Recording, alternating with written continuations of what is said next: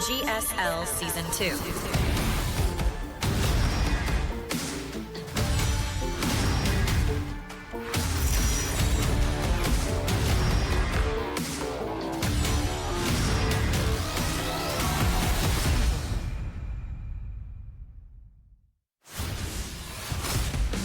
Welcome back, everybody. Thank you for waiting. Zoun versus Ro coming up next. Maru versus SHIN, though. Maru reasserting his dominance here in just an incredible series here. Zoun versus Rogue, I think, look, Zoun is probably the weakest player in the group. No disrespect. This is a very stacked group. But let's see what he's got. Yeah, Zoun definitely is a dark horse coming in here to Group B, but let's not forget, in 2025, Zoun had about as good a run as anybody could. You know, Zoun was taking games off of the best players in the world. He was taking series off of Serral and Alpine Events. He was looking to be basically unstoppable. You know, you might put him on a pedestal with Hero and Classic there in 2025 in some moments, but since then he's kind of quieted down a little bit. Did have a lot of round of 8 performances, both in 2025 Season 2, last season on GSL, now he's back in another round of 8 in Season 2. But going up against a Rogue that just continually looks stronger, I'm not sure he's going to be in the best position. I think stylistically especially, Zoun versus Rogue seems to be not the best matchup for Zoun. I feel like Rogue is very crafty in the way that he tries to dismantle a Protoss player. And Zoun ideally wants to try and get to a late game, I think. I think Rogue's a bit more unpredictable. There's a lot of different stuff he can do. And, you know, the thing with... like, for instance, we looked at that game with SHIN, and it's like, I knew he was going to go for altars and kite splitting, right? Like, that, and he's very good at what he does. Rogue, I do not know what he's going to do. He'll mix it up every single game with something different. He still does a decent amount of all-ins and timing attacks. And, you know, Rogue, coming back from his military service, looks really, really strong. Yeah, Rogue's been looking so good. It feels like we're getting Rogue continually leveling up, which is a scary prospect for basically everybody else who's trying to win a GSL, because if Rogue continues on this trend, I'm not sure anyone is going to be able to stop him. It's either SHIN or Rogue to be the best Zerg in Korea right now. SHIN's been making a strong case, but Rogue just keeps looking better. Wait for map number 1 to load, and it's going to be 10,000 feet.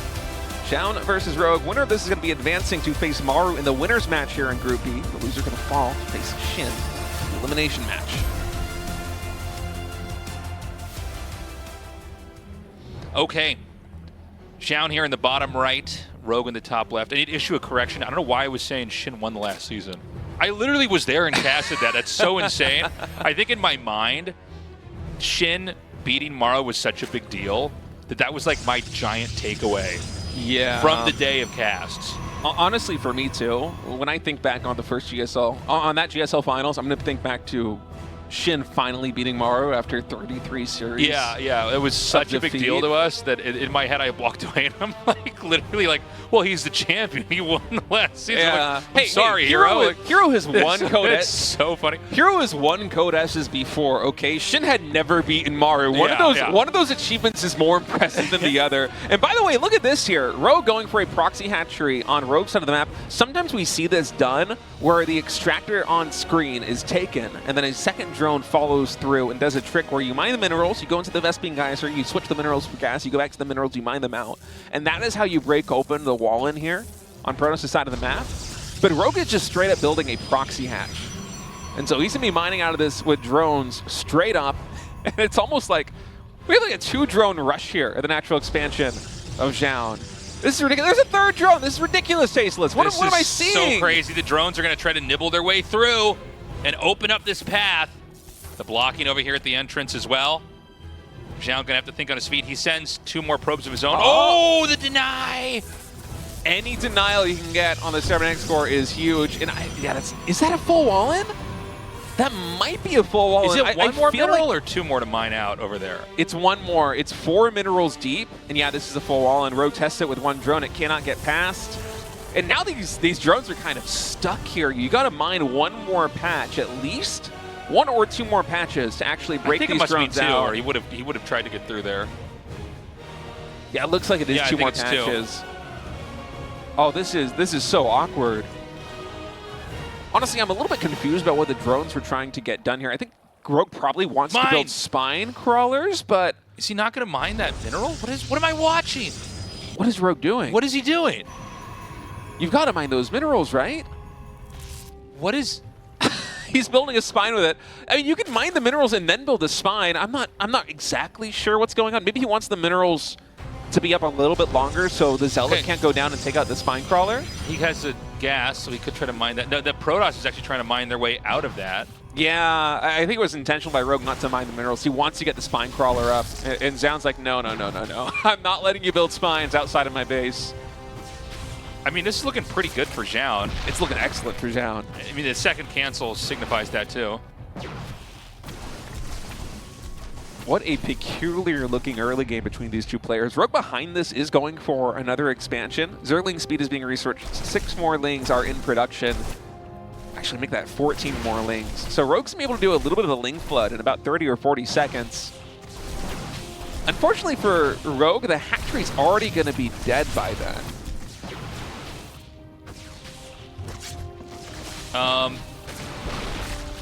Okay, the Queen has been picked off here. This is a pretty catastrophic fail of a start. I don't know if Rogue here can actually like come up with something. Like, you know, he's got Ling speed, but again, you sort of wedge these Stalkers in here, and between that and a battery, it's like, are you ever going to kill this? He's going to try to attack the front, which is probably not a bad idea. He's going to hit again. Oh, able to isolate one Stalker. It's going to get recalled here by Zoun, but I think it will certainly fall before it finishes. The shields are going to be gone. The Zealot does fully block. I don't know how many Lings it would take to ever get through, you know, the Zealot and the battery. The hatchery is still alive, so it's still making larva. And Rogue is using it to rally drones back home. I love Rogue so much. This is such a crazy game. Never change Rogue. Rogue's games are the most fun to watch out of basically anybody in Korea right now. I mean, this is just awesome. She failed here for Rogue, but I would not be surprised if this game goes on at least another like 6 or 7 minutes. And we get like a third base for Protoss, a third and fourth base here for Zerg. Yeah. Somehow Rogue is just able to convert these very awkward early games into mid games that kind of look normal whenever the rush fails. But let's see what Zoun is going to do. He's still warping in more Adepts, so we might actually have a move out coming in from Protoss. 6 Adepts and 2 Stalkers, plus an Oracle. You can definitely try and deny the third expansion of Zerg with this. Okay, so from here, what kind of game can be created? I don't know that there's a lot of opportunities for Zerg. I think Zerg's just effectively behind right now. The Protoss, you know, you could just take a third base and still slow play it. I don't know if like a 2-base timing is necessary or anything like that. Yeah, I mean, I think it's going to be a very awkward game here for Rogue. Rogue, he does do a lot of cheesy stuff on this map, CVP. I think he's done more weird stuff than he's done any normal stuff in games on this map, but that one I think was handled very well by Zoun. Yeah, I wonder if Zoun hadn't gone for the Wallen, the full Wallen of the natural expansion, what this game would look like. Because those 3 drones, I think, were destined to be spine crawlers built on the outside of those mineral patches. Rogue just couldn't get the drones back out once the full Wallen with 2 gateways and a Cybernetics Core blocked off the exit. Zoun continuing to macro up, adding in the Twilight Council. Playing this very conservatively, by the way. He's going Twilight Council and Stargate before taking the third base. Still adding in additional gateway units. And I think for Zoun, this kind of needs to culminate in some kind of pressure at some point.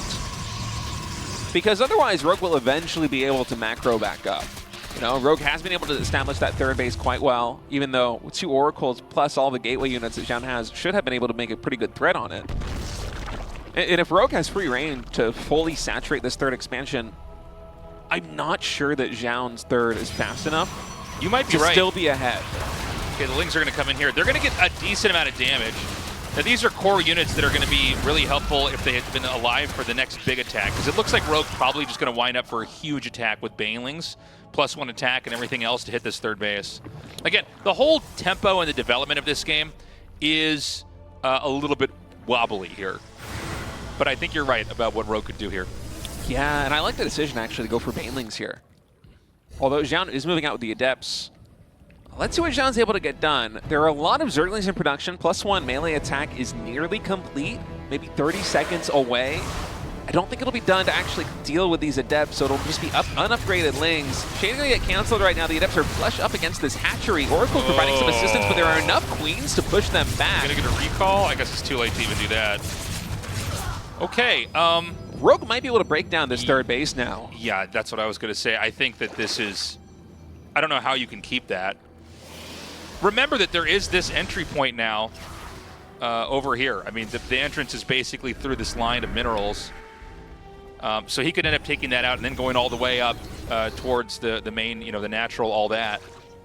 And Rogue might have been able to take out this third base if he fully committed to it, but instead he's taking the more economic approach. A ton of drones in production here for Rogue. He's adding an Aspire as well. Nothing but droning. A fourth base here at the top, or fifth base, excuse me, at the top right. Zhao was not able to get it canceled for the fourth base in the center. And now it's going to be +1 Lings versus a Blink Stalker composition. And with Blink nearly complete, I think this is the window for Zhao to try and get active on the map with the Blink Stalkers and the Oracles and try to either deny the creep spread or delay any extra expansions here for Zerg. But it's very hard to feel your way through a game like this one as Zhao with how topsy-turvy the early game has been. I feel like this is the kind of game that you look back on. It's like, where exactly was I at 7 or 8 minutes? What was the best decision? Because, you know, this isn't a game where, you know, you play this exact situation dozens of times or hundreds of times on the ladder or in practice games. This is a unique, one-of-a-kind game where Zhao doesn't know exactly where Rogue is at. He doesn't know exactly where he is supposed to be at. Yeah, it's definitely kind of like feeling through the dark here. Definitely a weird one. Any kind of post-cheese game, you know, has that element there. We haven't seen him hit the fourth yet either. I kind of thought that Rogue would be attacking it a lot earlier now. He is continuing to get his upgrades. The Stalkers and the Oracles are now out, able to do that kind of roaming style akin to what we see Hero do a lot of. And he's going to try to push up here onto this side. Yeah, a lot more Lings in production, but this base might get taken out. Rogue's actually going to go for a almost full counterattack. After those Lings do get pulled back, a little bit of indecision from Rogue as he then sends them once more into the expansions of Protoss, but it's hard to break through. You know, the mineral wall, it is fully blocked off by that Adept. There's cannons and more static defense at the third base.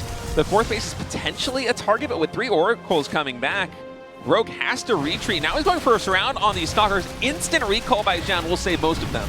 Yeah, nicely done. I think only 2 were picked off back there. He's going to lay some stasis wards down here, and that's going to freeze a lot of the Lings, enough to where you have to turn around. You cannot commit with what you have right there. And again, it's 4 base to 4 base right now. I mean, Zhao's in a really good position here, and I don't know that Zerg has enough to really kind of punish Protoss in any meaningful way. I mean, we see these mutas over here. He's going to, you know, kill probes and a pylon, stuff like that. That's not nearly enough to get done here to make a difference. So I'm worried here. I feel like Zhao is just going to get bigger and bigger and probably eventually be able to push out on the map. Yeah, this is a very comfortable position for Zhao to be in, with 4 expansions set up, with the second Stargate coming online and a Fleet B going to get Phoenix range. Eventually there will be an answer for the mutas, and Rogue knows this, so he's already pivoting into Hydralisk tech. Hydra's, I don't know if speed or range is being upgraded. Okay, the range is being upgraded right now here for these Hydralisks. So Rogue, he's near max supply. Eventually he's going to be trying to hit a timing attack as he attacks the third again with these Lings. I think there's enough that he can take out the static defense, but the problem is that the army from Zoun is so large, eventually we'll get there to deal with this. Although Rogue's doing a pretty good job with these mutas of at least distracting Zoun. Hey, he might be able to get the Nexus. Yeah, I think he's barely going to get it. I'm worried, though. I'm worried, honestly, for... Slings are still frozen over here. I'm worried that... what are these queens doing here? Like, can Zhao not just counterattack with all this like he's going to do right now and basically win this game? I think those are all the Banelings that are being morphed total are right there. Baneling speed is nearly done. Honestly, Baneling's very good against the heavy Zealot composition of Zhao, and Zhao only has 3 Phoenixes. He didn't overcommit, although he is trailing out a couple more Phoenixes, getting Phoenix range as well. And it's not going to help him very much versus the Hydras. The Colossus tech will soon be coming online, and oh, the disruption here at the third base mining is huge for Rogue, being able to slow down the economy of Zhao. Zhao's main base is mined out. The natural expansion will be very soon mining out. So the income for Pross actually not that great. Okay, Hydra, Bane gonna come up here now. And, you know, is this actually enough damage? It's only Hydras. The Banes really didn't do that much. The next wave of Banes is gonna come in here. Note that if Zoun loses this base here, he's going to be knocked onto 2 bases. The 3rd base is basically morphing, or not morphing, excuse me, is warping in over here. Damn, a lot of damage here. Actually, Rogue, why would I ever doubt you, Rogue? Look, just cheese every game, and then let Protoss get 4 bases while you're on 4 bases, and then win.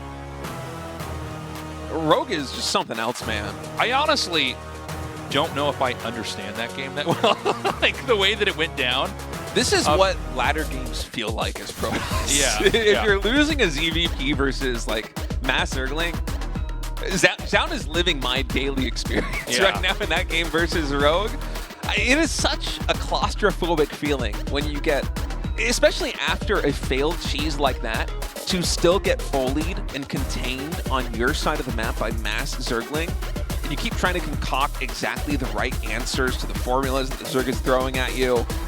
And it just feels like Rogue is constantly one step ahead. You know, like the Ling Flood was there. Okay, Zoun is able to deal with an answer for that, but then the Mutas come in, and as Zoun is working on the answer for the Mutas, Rogue is already transitioning into Hydras. And the Hydras come online before the Colossus gets online. Was that picture behind Rogue before? It was. I was going to say the same thing, but I wasn't sure. Yeah, he's framing pictures of himself now with every GSL victory. He just does dips on that workout machine, looking at that photo of himself kissing the trophy. He's been doing those dips, man. You know he's been doing dips on there. Dips are excellent. Dips are my favorite exercise to do. They're good for your lower pecs and your triceps. Oh wow! I feel like I'm on like one of these muscle websites where like I look up the exercise, like it highlights the part of the human body. That's you, Tasteless. That's me. You're just telling everybody you just see a about YouTube the physiology. Video of me shirtless, like just you start there. Doing the dips. I'm like almost naked. Yeah, I go. You guys do dips like this, and I get my nerd back on. I go. You're actually supposed to be like this, and I get my spine straight. Your pecs go from red to green. Yeah, it's my oily 15-second. My oily spray tan body there. Tasteless has been getting jacked. I'm not sure if the gamers know this, but no, Jack Tasteless is coming. What's actually going on is I have a little muscle suit I wear underneath this, just so that you think I'm big and strong. You've been fooling me, Tasteless. Yeah. And I take it off at night, and then I've got my fat body thing that I put on. I had this joke that with our toast that we would talk about Maynard back when Maynard was a caster. Is that Maynard? Not only are his dreads fake, but also his beer belly's fake too. Like when he's done casting, like he takes off fake dreads. He's like, what? Fat guys are gregarious, right? Fat guys are funny. Let me just get the pop. He takes off like a fake beard, and he's just a skinny Australian guy with short hair. Master disguise, man. Yeah. It's a fun image to create in your head. Yeah, it is. I love Maynard. Yeah. I haven't seen him do StarCraft stuff in quite a while. He's been streaming a lot of boomer shooters. A lot of Quake, a lot of, I think he was doing Doom. I turn on his stream on almost every time it's on, but I think he's doing Doom 2 right now. He was doing some of the other Doom, I guess he was doing speedruns. Oh, that's cool. Speedruns are fun. They are good. Yeah, I gotta check out his stream. He streams morning. Yeah, basically morning time, our time. Maybe into like 1 p.m. Yeah, that's usually what I'm watching on Twitch. Try to wake up at like 10 a.m., catch pig, casting some StarCraft 2, get ready for my day. Yeah, if you're in the Asia time, you know, we wake up to Australians doing StarCraft stuff in the morning. They seem to wake up super early to try to catch the Americans, so we catch the ends of their streams. But Korea's too much of a nighttime culture. We're up too late gaming or sojuing to be getting up too early in the morning here. Yeah, I actually had to set a bedtime for myself. Not a bedtime, but like a time where like I just turn off the computer. If it's 12 a.m. now, my computer has to be off. If it's 1 a.m., I'm not even on my phone. Mine is 1 a.m. Yeah, mine is 1 a.m. and then I'm getting old, man. I realize like if I just stay up until 3 or 4 a.m. playing StarCraft or Factorio or like whatever other game that it is, I'm just gonna completely ruin my life. Like I can't control it anymore. For me, because I do ASL late. I mean, because I have to wait for Artosis to wake up, so I'm like sometimes casting that late. But then I'll try to get into bed at 2, and I'll go to the bedroom and I'll just see my wife on her phone. I'm like, "You're still on your phone? You're never gonna fall asleep now." Anyway, folks, here in game number 2 between Rogue and Zoun. Honestly, Zoun. About as standard as an opening as you can get between these two. Zoun going for the standard fast expand into a Stargate play. And the only real wrinkle in this game that you might not see in a typical ZVP is the exceptionally fast +1 melee attack. from Rogue. I mean, this +1 melee is so quick, Tasteless. This is about as fast as it ever comes. In fact, if we take a look at the production tab, is this +1? Okay, it is +1 before speed. Yeah. That is how fast this +1 melee attack is. And so you would have to assume this is some kind of a timing attack here. Yeah, maybe designed to take out the third Nexus. I think that's exactly what it is. It's like, no, he wants to get +3 sooner in the late game. Well, no, he might get +2 really quick. But well, he will for sure, but I'm just saying, yeah, I think you're totally right. He's going to hit that, that third base. Being able to disrupt the third base of Protoss, it kind of has the same effect as stopping the fourth base of Zerg. Yeah. Where it just really cripples the economy at this critical moment where either the Protoss player or the Zerg player, if you go for the fourth expansion, is just trying to get fully online so they don't really need to worry about income anymore. It can focus purely on tech, purely on trying to build up their army. By the way, Sportcrawler not yet done here, the natural expansion, and only one queen. I think it's lucky for Rogue that he only lost 3 drones there. I think by rights, a couple more should have probably gotten taken out, but yeah, I'm being a little bit conservative there with the micro, trying to retain all the HP on these oracles, which it might be a smart move versus a player like Rogue who loves to pull the queens, loves to go for early pressure. So let's see how hard this hits. Did he scout the Evo, by the way? I don't think he has any idea. Yeah. It's tucked away all the way in the main base, I think. Yeah, I think it's just above the minerals in the main. And even if you see it now, it's not really the signal player that would have been. Right, it's not like you have any time to react. So Lings are going to be coming down. He first catches, what was that? It was the just Adepts. Adepts right there in the middle of the map. He did a decent amount of damage. The Queen's going to be taken out. Now these Oracles have to get back to try to defend, but I don't think he can save this third base. No, he just recalled the Adepts. He can't recall the Oracles. Yeah. They have to fly all the way back. And this Nexus, which is 99% done, is 100% getting canceled. You cannot let that finish. Well, you can, but you'll lose it. Yeah. I guess you can do anything if you're losing the game. He's a free human. I mean, we can't tell him to not do it, but he will lose the game if he does let that finish. Immediately, we see extractors, extra hatches thrown down here, Roach Tech being introduced. So you've already stifled the Protoss once. Oh, he's going to come in again. He wants to get another cancel on this Nexus. Yeah, probably enough Adepts. It's not a good idea, not unless that had just started. This has been a very successful early build here for Rogue. He's been doing this on the back of a pretty low drone count, but I think delaying the Nexus of Protoss by like, what is this, nearly 2 minutes in total? Because not only was the Nexus canceled, the Nexus was nearly done and then got canceled. That is so much time lost. Yeah. And, you know, Zerg's fourth base is going to be coming up right at the right time. He has not turned those Oracles on, by the way. He has these Oracles right-click, but will only turn them on if they commit onto the Nexus, which is kind of funny. Now, the fourth base, I don't know that this can be defended. The Lings need to get up here pretty fast. Is he going to let these finish? No. But he's also not going to be able to shade away again in time here. The Oracles are going to come up, but there's Queens here, so I don't even know that this is worth fighting. All these Adepts are going to be killed off. +1 is a pretty good upgrade, Tasteless. Not a single shade gets out. As Rogue was defending that, he was building 11 more drones, and now he throws down a Spire. There is so much momentum building on a Rogue side of the map.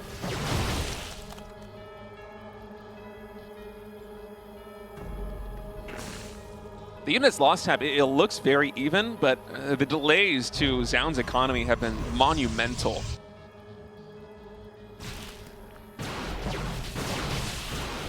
Okay, so he's going to try to do another poke in with the Stalkers, and this hatch is going to finish.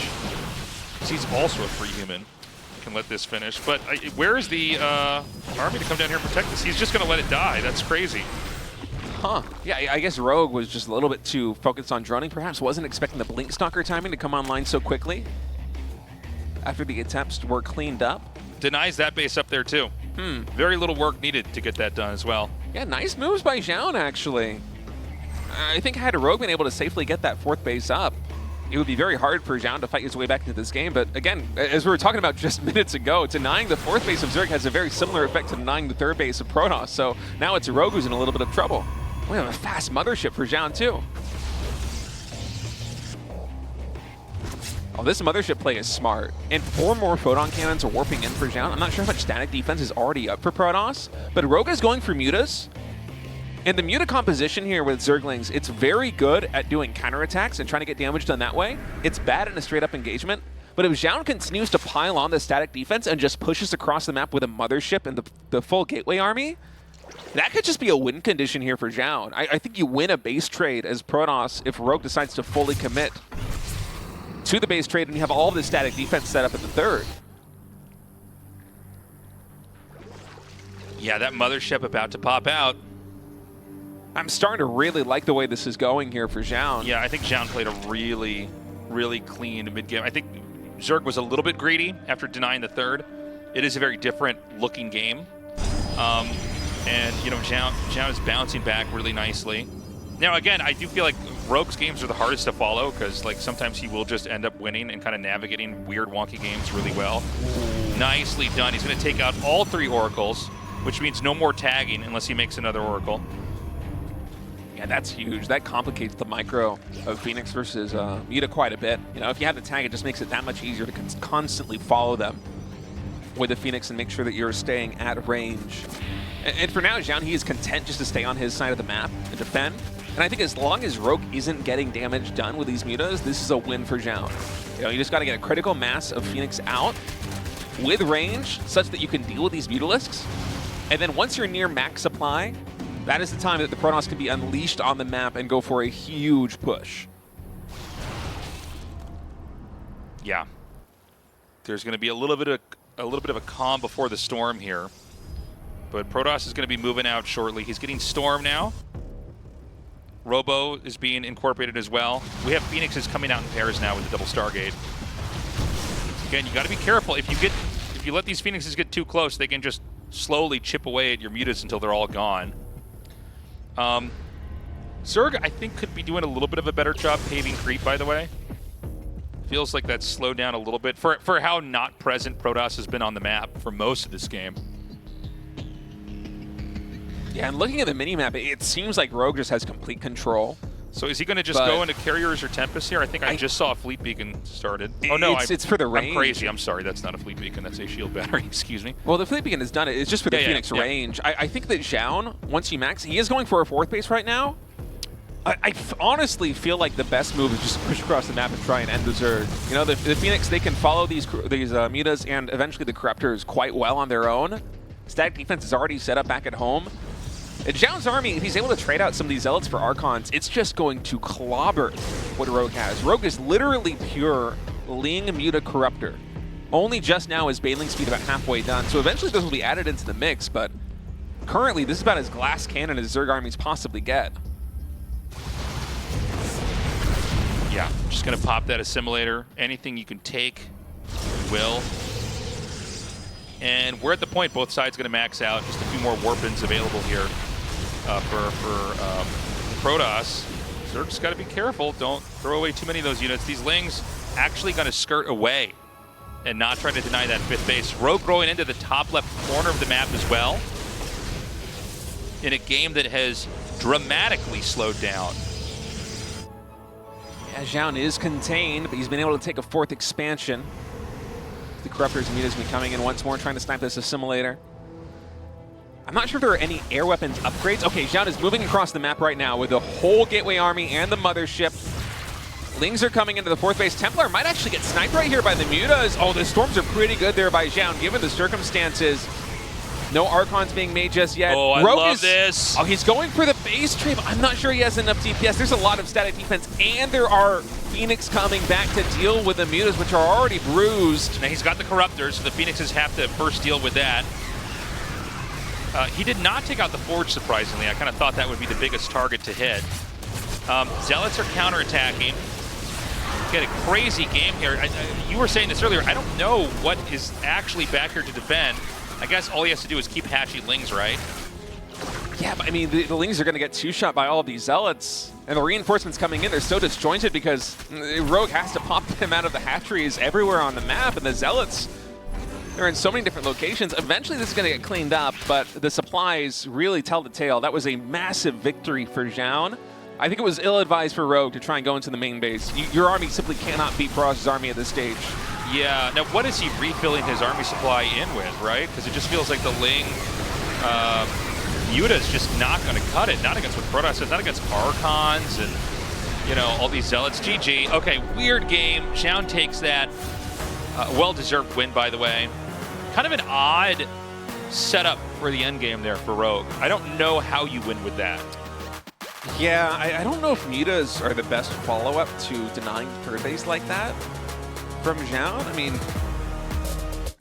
I'm trying to think back to exactly what the game state was after the Nexus got canceled at the third.